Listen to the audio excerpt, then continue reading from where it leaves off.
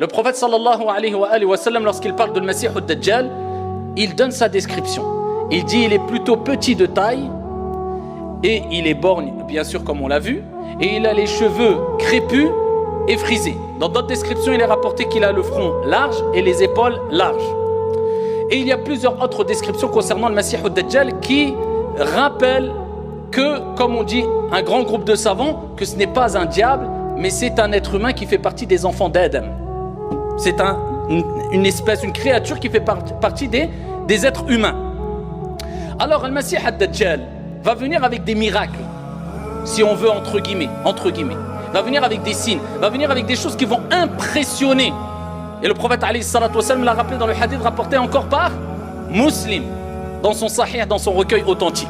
Il dit que le Masih ad-Dajjal viendra avec, traduction du sens, l'image du paradis et de l'enfer. Et dans une autre version, avec l'enfer et un fleuve. Le prophète alayhi salatu wa sallam, il dit son enfer sera le paradis et son paradis, ou bien le fleuve, sera ici l'enfer. Et donc il a recommandé, il a dit aux compagnons, il les a préparés en leur disant si vous voyez son enfer, car ce n'est pas réellement l'enfer, mais l'image de l'enfer qui vous met devant, qui vous propose, vous imaginez, l'enfer avec ses affres, avec ses... Eh bien il pourra donner la vision de soi-disant l'enfer en face des gens. Et du paradis pareil. Et les gens qui vont tomber dans le panneau et qui ne connaîtront pas le Masih ad-Dajjal, qui ne se seront pas prémunis du soit à leur ignorance ou bien au fait qu'ils n'ont pas été patients et qu'ils n'ont pas été fermes, eh bien plongeront dans le paradis qui sera un enfer. Et ceux qui auront délaissé ce paradis, car ils sauront pertinemment que c'est un menteur kadhab, c'est un fattan, eh bien ils plongeront dans l'enfer qui sera un paradis. Et ça c'est parmi les plus grandes des épreuves ici qui seront en face ou qui seront auxquelles seront confrontés les croyants et les croyantes. Paradis, l'enfer en face de toi et voilà. Ça c'est parmi les choses que le prophète alayhi salatu wa sallam a dit. Le prophète sallallahu alayhi wa sallam, dans un hadith, toujours rapporté par Muslim, il fut interrogé sur Al-Masih ad-Dajjal et ils lui ont dit Ya Rasulallah, combien de temps va-t-il rester sur terre? Combien de temps va-t-il rester sur terre? Et le prophète alayhi salatu wa sallam a dit 40 jours. Il restera 40 jours sur terre. Par contre, il dit alayhi salatu wa sallam, il dit un jour comme une année, un jour comme un mois, un jour comme un jumu'ah et le reste des jours comme vos journées habituelles. D'accord? C'est-à-dire qu'une année, la première journée de ces 40 jours, en fait, ça ne sera pas une journée, ça sera une année. Quand l'année sera terminée, la deuxième journée, eh bien, ne sera pas une journée. Cette journée sera concrètement, eh bien, un mois.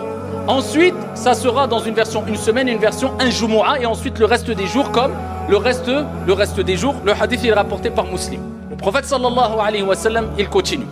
Et il dit, il sera plus rapide que les pluies éparpillées par les vents. Très rapide. Il pourrait être là dans un instant, quelques instants après, à l'autre bout du monde. Bon, donc, celui qui n'est pas croyant, donc qu'il mette pause et qu'il aille écouter quelqu'un d'autre. Parce qu'il faut vraiment avoir une croyance ferme en cela pour pouvoir s'imaginer de qui va être le Masih ad-Dajjal. Ça, c'est des paroles prophétiques dont on y croit fermement. Donc, il dit que il se déplacera rapidement sur la surface de la terre et ça sera une épreuve pour l'ensemble des gens.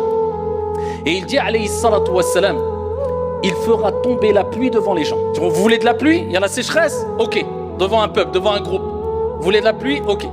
Il ordonnera au ciel de faire tomber la pluie, bi'idhnillah, par la permission d'Allah. Vous voyez, les épreuves, ça sera dur. Imaginez-vous, quelqu'un vient aujourd'hui, il te regarde et dit quoi? Tu veux qu'il pleuve? Le ciel fait tomber la pluie, il pleut. Tu vas te dire quoi? C'est pas des petites... on parle pas de sihr, de magie qui peut te dire oui, mais il y a une explication. Oui, il travaille avec les djinns. Oui, c'est la pluie qui tombe. Donc il fera des choses impressionnantes. Il traversera, toujours dans le hadith rapporté par Muslim, le prophète sallallahu alayhi wa sallam, il dit dans le même hadith, il passera par des ruines et il ordonnera aux ruines de faire sortir ses trésors. Il y aura des ruines et des trésors cachés, des choses qui sont enfouies depuis des siècles, etc. Il ordonnera à ses ruines, de faire sortir ses trésors. Et le prophète, il dit, ils sortiront comme un amas d'abeilles. Tu as vu des abeilles? Si tu vas les déranger, un groupe d'abeilles, eh bien, ils sortent. Et en plus de cela, si toi tu les déranges, tu cours, ils te suivent. Pareil, les trésors sortiront comme ça en masse et ils suivront où il veut Al-Masih al-Dajjal, l'antéchrist, le faux messie. Quand les gens vont voir ça, eh bien, qui va réussir à patienter si ce n'est illa man rahim Allah, sauf celui à qui Allah fait miséricorde. C'est pour cela que le prophète alayhi salatu wassalam a dit, si le Masih al-Dajjal, eh bien, apparaît et je ne suis pas auprès de vous, fathbutu, soyez fermes. Et Allah Jalla wa Ala nous recommande maintes fois dans le Coran d'être ferme, et particulièrement lors des épreuves. L'épreuve, pour la réussir, il faut être ferme, et en demandant à Dieu de t'assister. Parce que si tu n'as pas de fermeté, eh bien tu vas fléchir, perdre tes forces, et ici tu vas abandonner même peut-être ta croyance. Donc c'est pour cela qu'il est toujours bon de demander à Dieu de nous accorder fermeté dans notre foi, dans notre croyance. En fait, il dit soyez fermes, il ne faut pas que vous ayez des doutes. Je suis sûr à 100% que c'est un menteur, car le prophète nous l'a